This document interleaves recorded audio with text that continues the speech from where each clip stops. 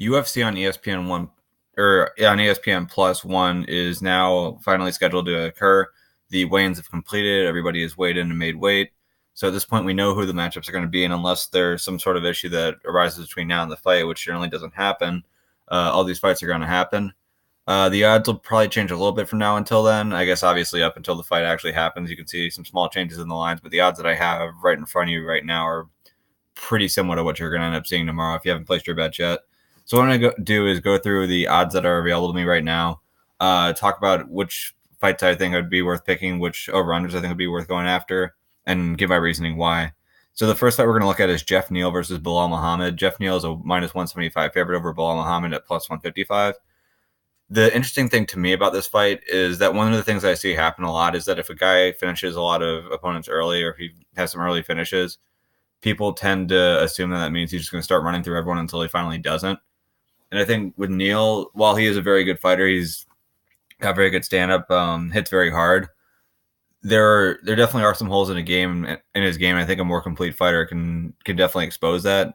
Bilal is a guy who's been around the UFC for a while. He's won some good fights. He's had some tough losses, but more often than not, he puts up a tough fight if he's losing. But he seems to be winning more often than he loses. So if you look at Jeff Neal's recent fights in the UFC, he first went against Chase Walden on the Dana White's Tuesday Night Contender Series. Got a first round TKO. His first fight was against Brian Camozzi, who I don't believe is in the UFC anymore. Got a rear naked choke in the first round. And then he had that awful, or I guess awful if you're in Frank Camacho's camp, but it was a very visually stunning head kick KO against Frank Camacho. His most recent loss was against Kevin Holland in XKO. Now, again, Kevin Holland is a middleweight. He had that fight with Thiago Santos that everyone remembers where he was just kind of having fun the entire way through. But the question that kind of begs to be asked with Neal is he blowing all these guys out because he's just that much technically better? Or is it that the guys he's fighting aren't at the highest level? And with the power that he has, it doesn't take much for him to land. And once he lands, then he kind of puts him out. And I feel like Bilal Muhammad's a guy who he may end up losing this fight. He may end up falling victim just like the most recent opponents of Jeff Neal, but I think he has a really good shot at this. And with the line being plus 155 for him, I think this is a bet where you're getting pretty good value, and I think it's worth taking some money and putting it down on Bilal Muhammad. As far as the next fight, Dennis Bermudez versus Tay Edwards, I think in my gut, I feel like Bermudez, who's the plus 114 underdog, probably is going to win this fight, but he's also on a 4-fight losing streak. Now, granted, 3 of those were split decision losses, but even if he may have deserved to win in some of those, and maybe he deserves to win in this fight, and it's another split decision, at the end of the day, your bets don't care if it's a split decision or a unanimous decision. They just care who wins. So while I think it might be worth putting some money down on Bermudez, to take a guy who's on a 4-fight losing streak is pretty tough for me, so I'm going to leave this one alone. Next fight to look at is Alexander Hernandez versus Donald Cerrone. I'm not quite sure where to go with this. I think Cerrone kind of is starting to get towards the end of his career. Hernandez is obviously on his way up. But from a technical standpoint, the guys who give Cerrone the most trouble are generally guys who are really good technical boxers.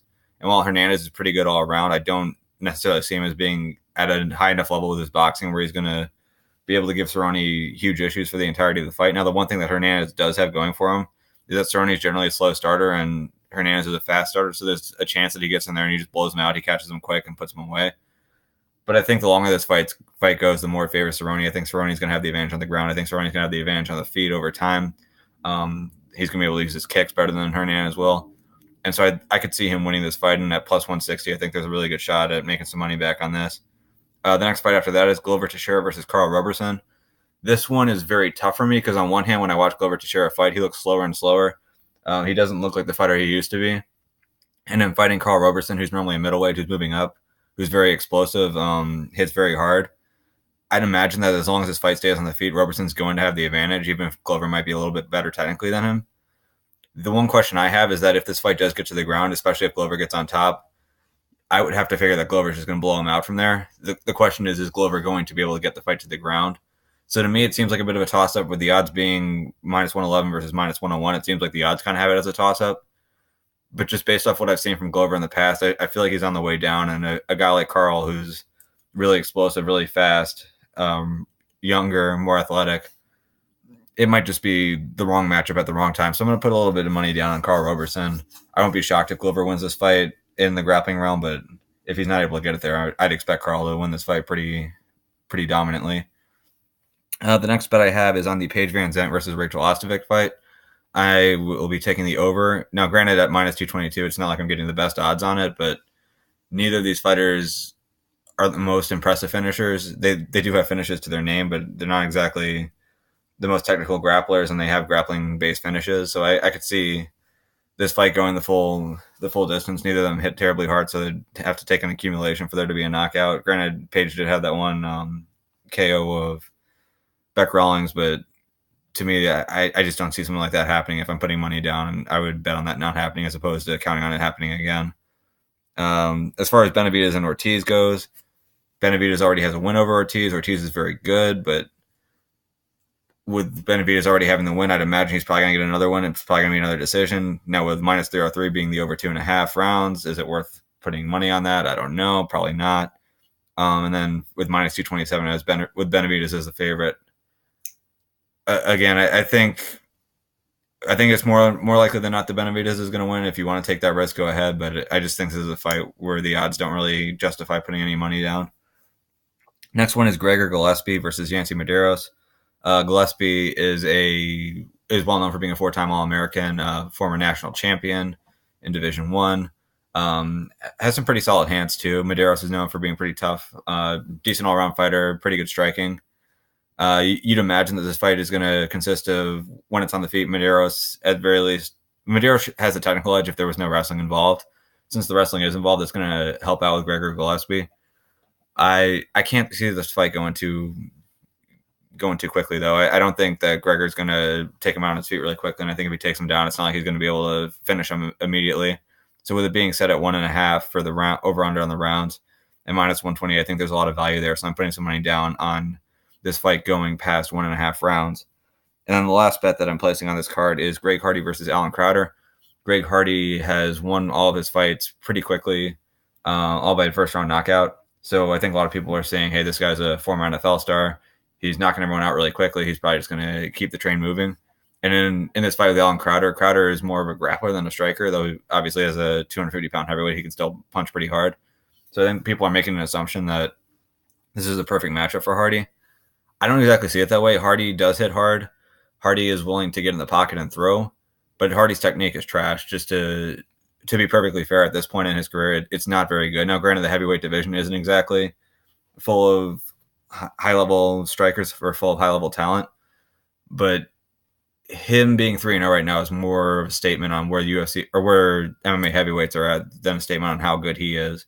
He's still trying to play professional football, playing in some smaller leagues. I don't know that he's really been training that hard and really developing that much over the time that he's been pro, and it hasn't even been that long at that. So to me, he's one of those guys where because he's had some early finishes, people are their stock on him is a little higher than it should be. And this is a perfect example. He really shouldn't be a minus 526 favorite over Alan Crowder. Now, I don't know a whole ton about Alan Crowder. I don't know that Alan Crowder is going to be the guy who derails this hype train. But Greg Hardy is a guy whose skill set doesn't justify the amount of attention he's getting right now. And it's not going to be long before he eventually loses. So if you can catch a line like this where you have a 4-1 underdog and a guy in Alan Crowder who's fought 4 more times than he has, and by 4 more times, I mean a multiple of 4. So he's fought 12 times versus Hardy's 3, so 3 times 4, 12. And that's not even including the amateur fights. I think this is a real opportunity for Alan Crowder to pull the upset in a plus 400 to see great value in it. Just a couple bonus picks. There's also going to be some college wrestling over the weekend, and BetDSI has odds on them. So I'm also going to be putting some money down on Austin DeSanto at plus 5.5 against Nick Suriano. I don't know what's giving me that issue with the bet slip. But I think DeSanto's going to be able to keep that match close. I think Suriano's going to win it, but DeSanto getting blown out to that degree. Granted, he did get blown out by Steven Miocic in the NCAAs last year, but I don't think Suriano is going to be able to put enough offense on him, especially at Carver Hawkeye Arena, to justify that line. I'm also going to bet on Sebastian Rivera at minus 4.5 against Sean Russell. Now, Russell just had a match with Spencer Lee where he lost by 4 points, but Lee was not shooting that match. I think that's why the line's so close. I don't think Russell is as close to Sebastian Rivera as that line says, so I'm going on Rivera. And then I'm also going to put some money down on Jason Nolf against Tyler Berger. Nolf's been destroying everyone, so at this point, Granted, Berger is one of the top guys in the nation, but Nolf's been so dominant, it's hard not to give him 9.5 points. It seems like he's just blowing everyone out.